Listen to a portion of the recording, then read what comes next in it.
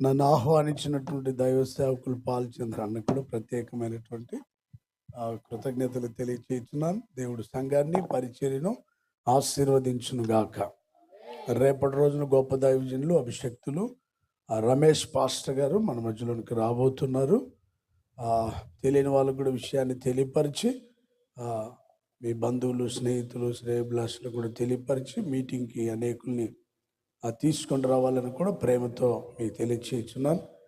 ఈ మీటింగ్స్ కోసం దైవ సేవకులు ఎంతో ప్రయాసపడ్డారు, సంఘ విశ్వాసులు కూడా ప్రయాసపడ్డారు. వాళ్ళందరినీ ప్రభువైన యేసయ్య ఆశీర్వదించి దీవించును గాక.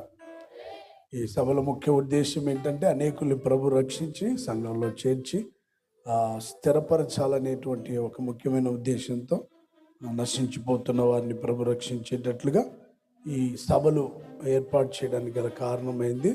ఈ వేదికని ఈ విధంగా ఏర్పాటు చేయాలంటే